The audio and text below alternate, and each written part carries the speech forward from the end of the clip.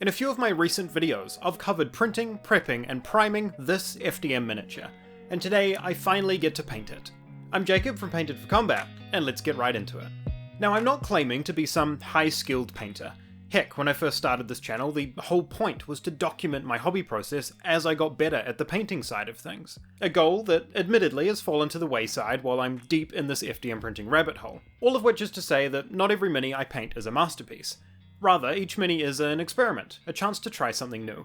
And today that something new is Red Skintones. To be honest, I'm still not entirely sure if I love how this mini turns out at the end of the video. But all painted up, even with a few flaws, this model is going to look awesome being pushed around the table with a few other models. So this isn't a paint by numbers, so to speak. More of an overview of the techniques that I have found work well when painting FDM miniatures. And where painting these models might differ slightly from painting a plastic kit or even a resin printed mini. And for me, this often starts with an airbrush. Not a necessary step by any means, but it does help to lay the groundwork fast, and provides some easy gradients on the model that help make the paint job look much higher effort than it actually is. Today I'm using the Mobius 0.2 airbrush, part of Gallery's premium series, which they were kind enough to send me. Recently I've been using their Swallowtail SD a lot, one of their trigger action airbrushes, to handle priming, base coating and varnishing, and I've been really happy with it. So I was pretty keen to try out something with a bit more precision and finer control. Of course, definitely treat this as an ad. Gallery sent this airbrush out to me, and there are some affiliate links in the description below if you want to check out their products, but I genuinely recommend their stuff. The airbrushes have a solid premium feel, without the crazy price tag that you'd usually expect from high-end airbrushes. They also make compact airbrush compressors, which I've found super handy if you don't have room for a full compressor setup. Sure, they won't push the high PSI or come with all the fancy features of a full-blown compressor, but for just getting some paint on minis, absolutely perfect.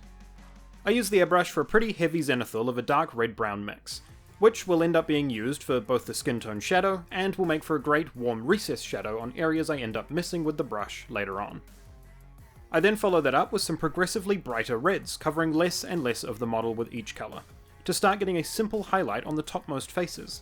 And I find that airbrushing is a great way to get smooth blends, even on the sometimes imperfect surface of FDM, without having to worry too much about the underlying layer lines picking up paint and ruining those transitions.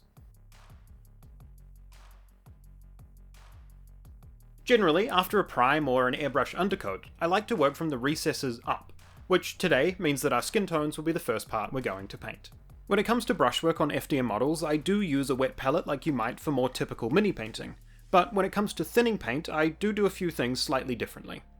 Rather than thinning my paints on the wet palette and letting the palette's moisture keep that paint workable, instead I'm going to use that ambient moisture from the palette to gently and naturally thin the paint, rather than adding a bunch of additional water. I do this because I like to keep my first layer or two relatively on the thicker side, to help create a nice smooth surface to work up from later.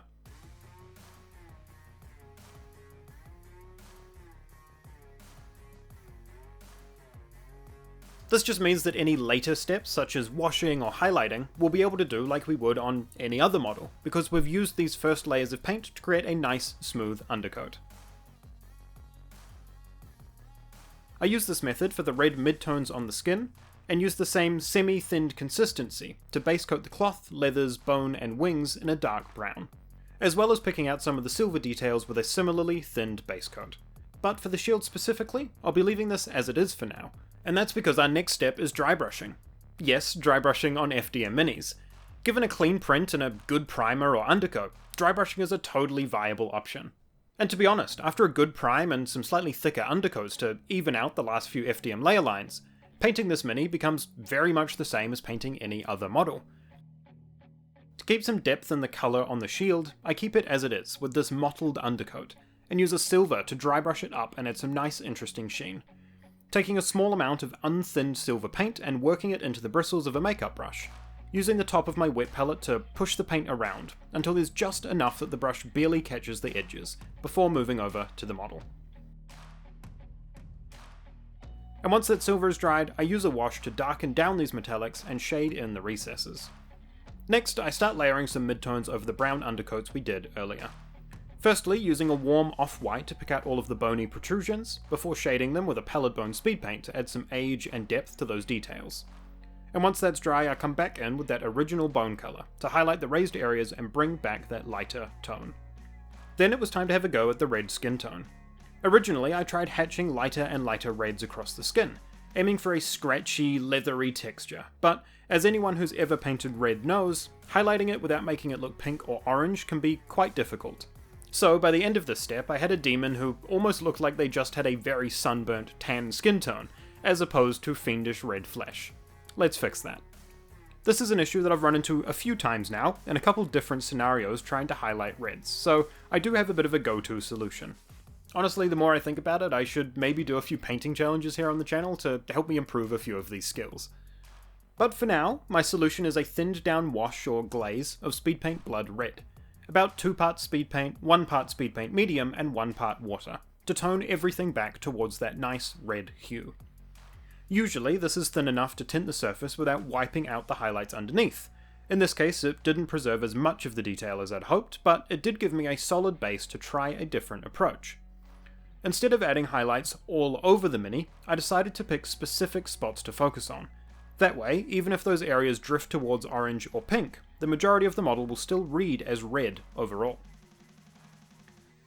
Using a mix of red, bright orange, and a touch of off-white, I build up thin layers of highlights on the most prominent areas that might pick up a warm light, almost highlighting the skin as if this Mini was being hit with a spotlight. Now, even though the final result of these highlights does lean a little bit more into the orange on the brightest points, thanks to the untouched surrounding surfaces, the skin still feels convincingly red. For the other details, I use a warm brown on the cloth to give it the look of tanned hide, and on the leather details and straps I use that same warm brown, but apply it a bit more sparingly, to hatch in a highlight on only about 40% of the surface, leaving the dark brown in the recess and making it look like these areas are a bit shinier, more like an aged leather. Then I mix in an off-white for an even brighter highlight, giving the leathers a very worn or polished look, and using that same colour on the very edges of the cloth, giving it a more weathered appearance. Even though these areas are using the same colour mixes, by varying up the application, using flat layers versus hatching, and then also varying up the amount of highlight coverage, we can quite easily make these two areas read as very different materials, while keeping the palette consistent. And after a few more touch-ups, some layering on the wings with a mix of leftover colours from my palette, a dry brush of silver to brighten up the washed metallics, a black highlighted with a warm grey for the horns, and picking out the eyes with a fiery yellow, this model is about ready to hit the table.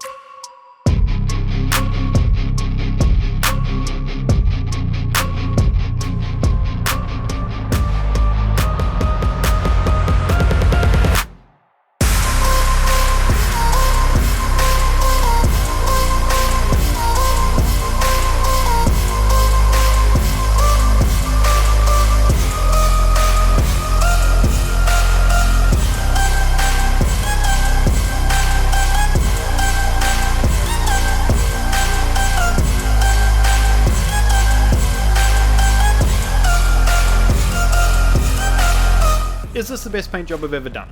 No. But is it going to look awesome and adequately terrifying, placed on the D&D table alongside a few other fiendish friends, facing off against a party of heroes? 100%. And that really sums up a lot of my hobby, and a lot of what I'm trying to convey here on the channel. This model only took me 2 hours to paint, and is totally tabletop ready for a game of D&D. I hope you've enjoyed this little mini-series of me taking this model from the computer to the tabletop. If you are interested in seeing me print, prep, and paint a few more models in this style, let me know down below. I'll be more than keen to make this a reoccurring series, maybe with more one-off videos showing my full process on a single model. And if you have any specific models that you think would be a good fit for these type of videos, minis that you think would be helpful to see my full process for, drop those down below as well. Like if you liked, and subscribe to stay up to date with future projects here on the channel. But most importantly, thank you so much for watching, and as always, have a good one.